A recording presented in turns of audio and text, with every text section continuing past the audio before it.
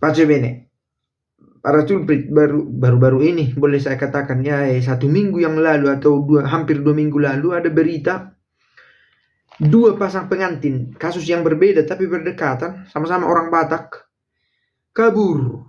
Satu kabur pada malam sebelum pernikahan itu berlangsung. Yang kedua, kabur pengantin perempuan ini, pengantin perempuannya sehari setelah menikah. Terjadi satu di kota Jakarta, tapi orang Batak juga, pasangan orang Batak, dan satu lagi di kampung halaman di Samosir.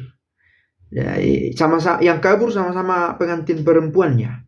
Nah, kisah pertama yang di Jakarta ini, si perempuan kabur malam sebelum menikah. Dia katanya pamit ya, mau beli bedak, itu modusnya. Lalu tak pulang-pulang, padahal musik, catering, makanan, tempat, dekorasi, semua sudah dipesan. Hilang begitu saja, hangus. Sayang sekali.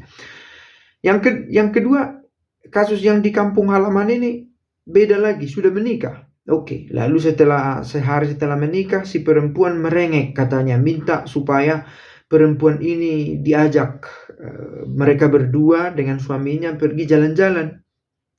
Lalu mereka jalan-jalan, menginap di satu hotel.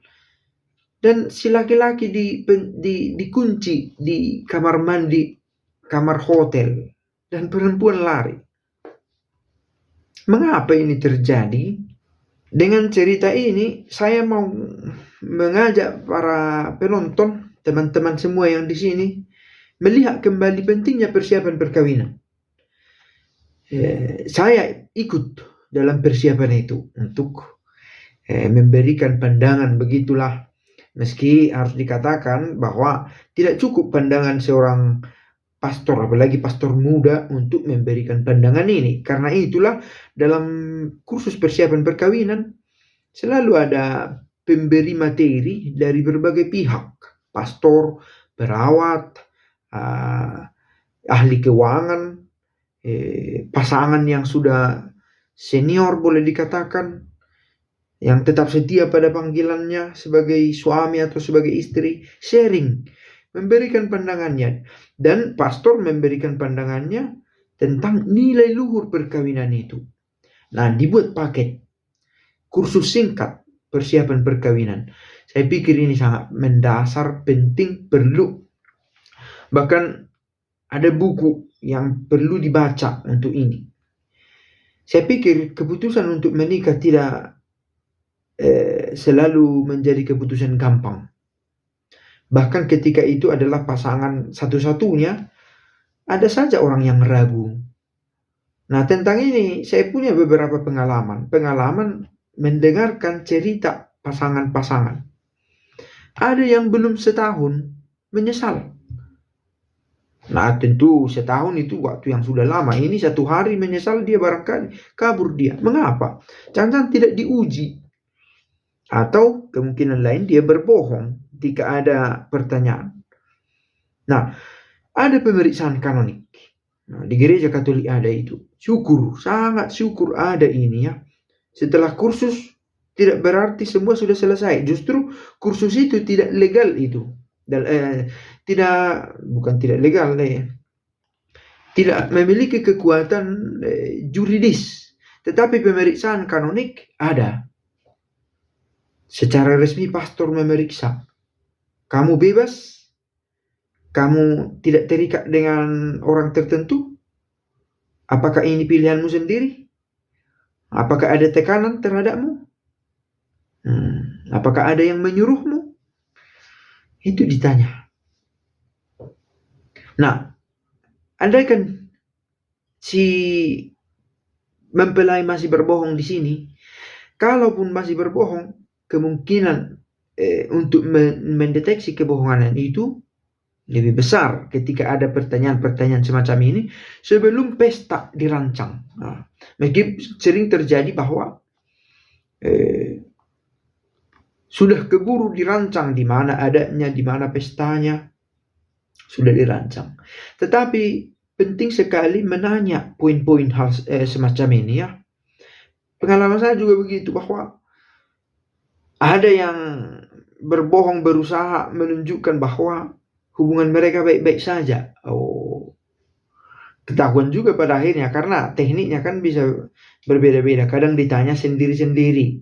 Mengapa jawabannya tidak sama untuk pertanyaan yang serupa? Tetapi hal yang paling substansial adalah dia bebas dari pilihannya sendiri dan tidak terikat. Ada juga yang kecolongan. Berbohong dia. Saya tidak pernah menikah katanya, padahal ditinggalkan pasangannya di sana.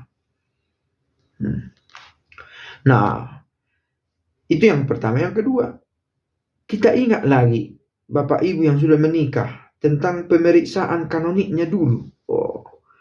Bagaimana menjawab itu dulu ya? Sekedar untuk menyegarkan ingatan, bernostalgia. Apa pertanyaan pastor? Dan bagaimana itu dijalani sekarang? Nah, ini tentu satu perjalanan panggilan menjadi suami, menjadi istri.